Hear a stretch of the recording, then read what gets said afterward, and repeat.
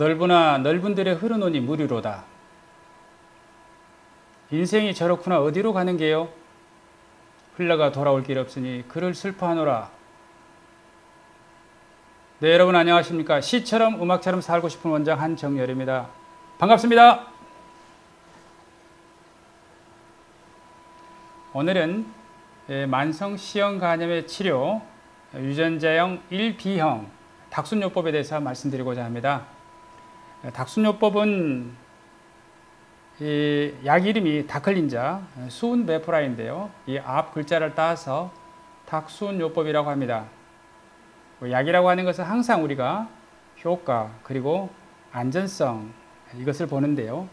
닥순요법의 임상을 중심으로 보도록 하겠습니다. C형 간염의 유병률은 우리나라 전체적으로 보면 0.78%인데요. 이것은 일본이나 미국하고 비슷한 정도의 유병률을 보이고 있습니다. C형 간염의 유병률은 전남지방이 가장 높습니다. 약 2%이고요. 부산이 1.5%입니다. 서울과 경기지방이 0.5%입니다. 제주도가 가장 낮습니다. 0.2%입니다. C형 간염은 나이가 들수록 C형 간염 환자가 더 많습니다. 여자가 남자보다 조금 더 많고요. 20대는 0.2%밖에 되지 않지만 70대는 2%나 됩니다. 그래서 상당히 노인층에서는 유병률이 높습니다.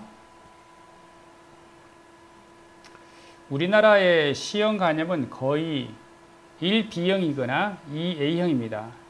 그래서 1B형이 한 50%, 2A형이 또 비슷하게 차지하고 있어서 1B형하고 2A형을 합하면 거의 98% 정도가 C형 간염의 유전자형이 되겠습니다. 1형 중에 그 I형으로 여러 가지가 있는데요. 그 중에서도 1B형이 거의 대부분을 차지하고 있습니다.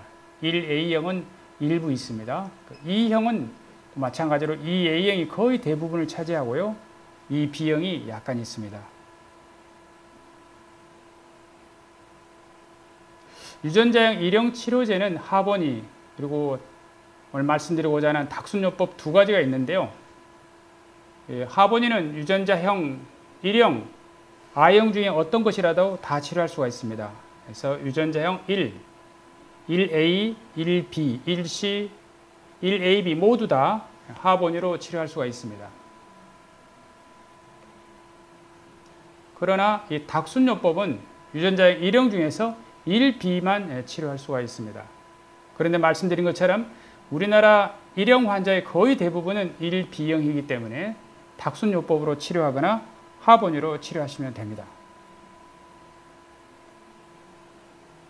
닥순요법은요, 다클린자, 수은베프라의 앞자를 따서 닥순 이렇게 말하는데요. 다클린자의 성분명은 다칼라타스비어, 수은베프라의 성분명은 아슈나프라비어입니다. 그래서 이 두 가지 약제를 병합을 해가지고 C형 간염을 치료하게 됩니다. B형 간염하고 다르게 C형 간염은 단일요법으로 치료하지 않습니다. 반드시 두 가지 약제를 병합을 해서 치료하게 됩니다. 다시 한번 닥순요법의 치료 대상은 C형 간염 유전자형 1형 중에서 1B형만 치료합니다. 말씀드린 것처럼 우리나라의 1형의 거의 대부분은 1B형입니다. 그리고 닥순요법은 만성 간염이거나 대상성 간경변까지 치료합니다. 비대상성 간경변에는 닥순요법을 사용할 수 없습니다. 닥순요법은요, 다클린자하고 순베프라 먹는 약만을 가지고 24주 치료하면 거의 치료율이 95%를 넘습니다. 다시 한번 유전자형 1B형에서만 치료하게 되고 24주 치료를 하는 것이 닥순요법입니다. 닥순요법을 할 때는 반드시 다클린자, 닥순할 때의 다클린자에 약제내성 돌연변이 바이러스가 있는가를 보아야 됩니다. 그래서 약제내성 돌연변이 바이러스가 없을 때만 닥순요법을 사용을 합니다. 그러므로 유전자형 1B형이 나와서 우리가 치료를 할 때는 반드시 다클린자 약제내성 돌연변이 바이러스가 있는가를 보고 없는 경우에 한해서 닥순요법으로 치료하게 됩니다. 약제 내성이라고 하는 것은 약이 바이러스가 그 약에 듣지 않는 것을 말합니다. 돌연변이가 생겼기 때문이죠. 그래서 약제 내성 돌연변이 검사를 반드시 하고 난 다음에 닥순요법을 시행하게 됩니다. 우리나라에서는 유전자형 1B를 치료할 때 닥순요법을 사용할 때 닥클린자에 대한 약제 내성 돌연변이 바이러스의 그 퍼센테이지는 약 13.8%입니다. 그래서 닥순요법을 예를 들어 13%의 환자는 닥순요법으로 치료할 수 없습니다. 치료하게 되면 치료 효과가 40%밖에 되지 않습니다. 닥순요법의 가장 대표적인 임상글매는 이 홀마크 듀얼이라고 하는 연구인데요. 듀얼, 두 가지 약제를 사용하는 것이죠. 다클린자하고 순베프라. 그리고 홀마크라고 하는 것은 대표 임상이라 그런 뜻이 되겠습니다. 그리고 3상 임상이라고 하는 것은 질환이 있는 사람들을 많은 사람을 대상으로 해서 효과와 안전성을 본 연구를 우리가 3상 임상이라고 합니다. 그래서 닥순 요법을 가지고 많은 시형 간염 환자를 대상으로 한 대표적인 임상이라는 뜻이 되겠는데요. 우선 그 만성 시형 간염에 대해서 간단히 정리하고 가겠습니다. 만성 시형 간염이라고 하는 것은요, 혈액 내에서 6개월 이상 시형 간염 바이러스가 제거되지 않은 상태를 말합니다. 6개월 이상 혈액 내에서 시형 간염 바이러스 RNA 양성인 상태를 만성 시형 간염이라고 합니다. 만성 시형 간염의 완치는 치료 기간, 예를 들어서 일형 경우에서 하번이를 치료한다고 하면 12주를 치료하게 되고, 닥순으로 1B형을 치료하면 24주를 치료하게 됩니다. 그래서 12주, 24주 항바이러스 치료를 한 다음에 12주 후에, 다시 치료가 끝난 12주 후에 다시 혈액 내에서 시형 간염 바이러스 검사를 해서 검출되지 않았을 때 이것을 지속 바이러스 반응이라 하고 시형 간염 완치라는 말을 사용을 하게 됩니다. 그래서 이 홀마크 듀얼이라고 하는 닥순요법을 이용을 해서 이 완치율이 몇 %인가 보면은 반드시 약제 내성 돌연변이 검사를 합니다. 그래서 약제 내성 돌연변이가 없으면입니다. 그리고 처음으로 닥순요법으로 시형 간염 1B형을 치료할 때 치료 효과는 95.9%, 그러니까 96%가 시형 간염을 완치할 수가 있습니다. 약제 내성 돌연변이 바이러스가 있으면 그 치료 효과는 뚝 떨어집니다. 이 홀마크 듀얼에서 아시안 사람들이 참여한 것은 우리나라하고 대만이 참여를 했었습니다. 그래서 유전자형 1B형 만성 시형 간염 우리나라와 타이완 사람만을 가지고 따로 분석을 하였습니다. 여기에서 보면은 약제 닥순요법의 다클린자에 대한 약제 내성 돌연변이가 없으면 초치료 경우에 있어서 처음으로 시형 간염을 치료하는 경우에 있어서 그 치료 효과는 97%입니다. 그래서 거의 대부분이 시형 간염을 완치할 수가 있습니다. 다시 한번 1B형일 때 닥순요법을 사용할 때 약제 내성 돌연변이, 다클린자에 대한 약제 내성 돌연변이 바이러스가 없을 경우에 그 치료 효과는 매우 높은 것입니다. 이번에는 닥순요법으로 이전에 치료요법이었던 인터페론과 리바비린으로 치료하기 어려웠던 환자들, 그러니까 인터페론을 사용했었을 때 인터페론 부작용이 있어서 치료를 중단할 수밖에 없거나 인터페론 치료를 처음부터 할 수 없는 환자들이 있습니다. 예를 들어서 우울증이 있다거나 치료 시작에 간 경변이 심한 경우에 있어서는 인터페론을 사용할 수가 없습니다. 혈소판이 너무 낮거나 백혈구가 떨어져 있어도 역시 치료할 수 없는데요. 그러니까 상당히 치료하기 어려운 환자들을 대상으로 해서 중국 본토하고 대만하고 우리나라하고 이 세 나라가 함께 연구를 한 것입니다. 이 연구에서 닥순요법을 사용하였습니다. 1B형에서. 1B형에서 닥순요법으로 사용할 때 다클린자에 대한 약제 내성 돌연변이가 없으면 이 그림에서 보듯이 139명 중에서 147명이 완차했습니다. 그래서 치료 효과가 99%입니다. 그러므로 반드시 닥순요법을 할 때는 다클린자에 대한 약제 내성 돌연변이 없다라는 것을 확인하고 난 다음에 치료하게 되면 아주 높은 치료율을 기대할 수가 있습니다. 금방 말씀드린 그 연구를 정리를 해보면 중국 본토와 우리나라, 대만 이 3개국이 같이 한 닥순요법에서 치료 효과가 99%였습니다. 물론 다클린자에 대한 약제 내성 돌연변이 바이러스가 없는 사람을 대상으로 했었을 때 높은 치료 효과를 보인다는 것입니다. 이번에는 약제 내성 돌연변이 바이러스가 없는 사람을 대상으로 해야 하고 중국과 한국과 대만 그리고 일본까지 해가지고 4개국에서 한 연구를 갖다가 함께 분석한 자료를 보도록 하겠습니다. 세 번째 연구가 닥순요법에 전 세계적인 임상했던 연구, 홀마크 듀얼 연구입니다. 그리고 여섯 번째 연구가 말씀드린 중국과 대만과 우리나라 연구입니다.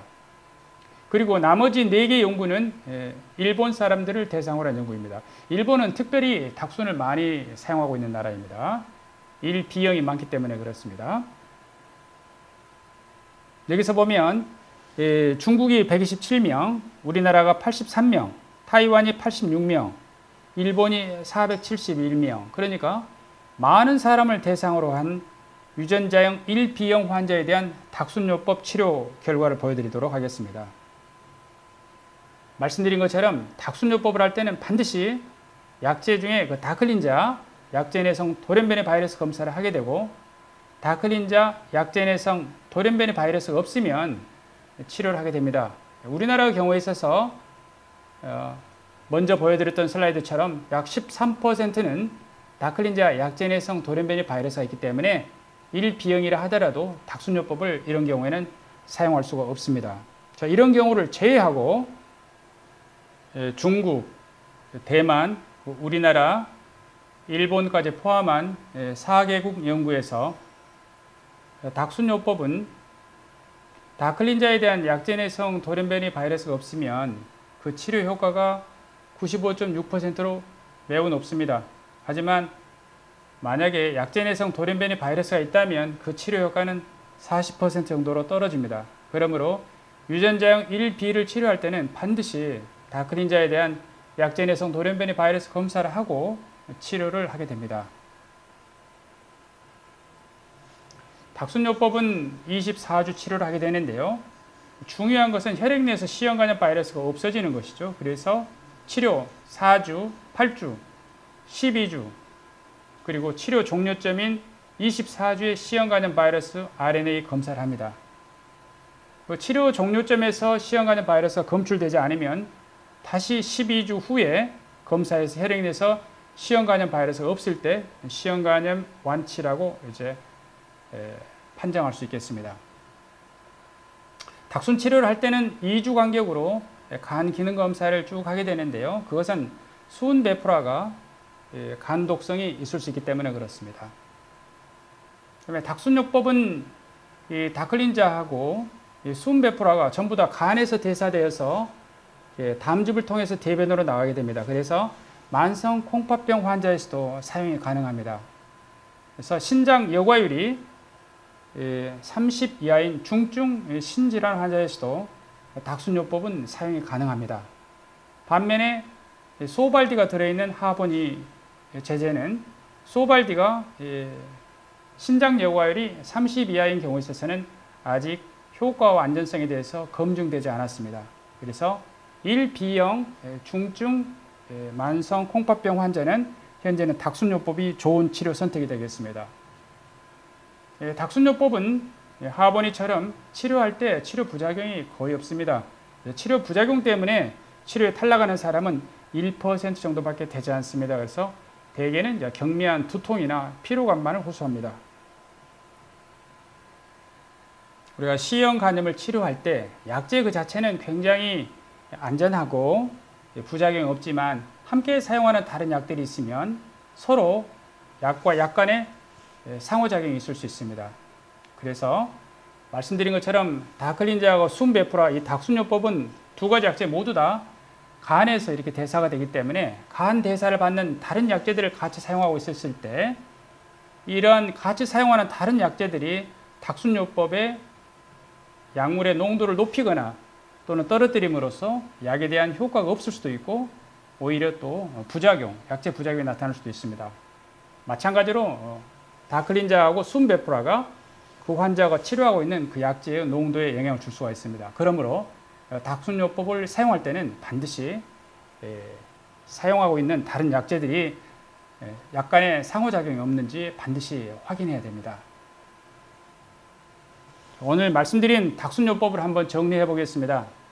닥순요법은 다클린자, 순베프라의 그 앞자를 딴 것입니다. 다클린자와 순베프라 치료요법을 말합니다.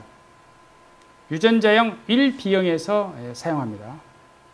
말씀드린 것처럼 우리나라 유전자형 1형은 거의 대부분 1B형입니다. 그 다음에 인터페론에 대해서 부작용 때문에 사용할 수 없거나 처음부터 인터페론을 사용할 수 없는 경우 이러한 경우에도 매우 효과가 높습니다. 그 다음에 간경변 환자에서도 똑같은 효과가 있고요.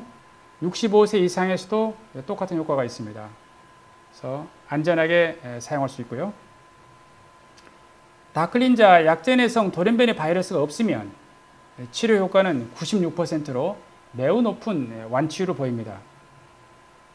닥순요법을 사용하는 도중에 약제 부작용 때문에 치료를 중단한 환자는 1.6%로 매우 낮습니다. 그 다음에 먹는 약이기 때문에 또 공복에 먹어도 되고 식후에 먹어도 됩니다. 그래서 복약이 매우 편리합니다. 일단 닥순요법으로 완치된 후에 재발한 사람은 없습니다. 그런데 여기서 보면 346명 중에 1명이 재발한 걸로 되어 있는데 이것은 재발이라고 보기보다는 새롭게 시형 간염이 걸렸다고 볼 수도 있습니다. 오늘은 이 닥순요법에 대해서 말씀드렸습니다. 닥순요법은 다클린자 한 알, 순베프라는 아침 저녁으로 한 알 이렇게 하고요. 유전자형 1B형 대상입니다. 그 다음에 만성 시형 간염과 대상성 간경변입니다. 비대상성 간경변은 닥순요법을 사용할 수 없습니다. 그 다음에 중국, 한국, 대만, 일본을 대상으로 한 임상에서 여러 연구들을 다 같이 분석을 해보니까 다클린자에 대한 약제 내성 돌연변이 바이러스가 없으면 그 완치율이 95.6%로 매우 치료율이 높습니다. 시형간염이 완치된다라는 말입니다. 그다음에 닥순요법 부작용으로 인해서 약제를 중단하는 율은 1% 정도입니다. 여러분, 오래 살아야지 오래 살 수가 있습니다. 오래 살아야만이 새로운 좋은 약의 혜택을 받으면서 더 오래 살 수가 있습니다. 그러기 위해서는 현재의 치료를 충실히 하는 것이 매우 중요합니다.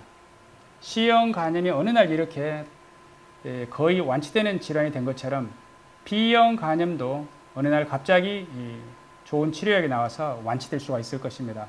그 동안에는 현재의 치료로서 최선을 다하는 것이 매우 중요합니다. C형 간염 완치율 100%는 아니기 때문에 혹시 치료되지 않는다 하더라도 새로운 약제들이 아직도 개발되고 있기 때문에 결국은 C형 간염은 박멸되는 질환이 될 것입니다. 이상입니다. 감사합니다.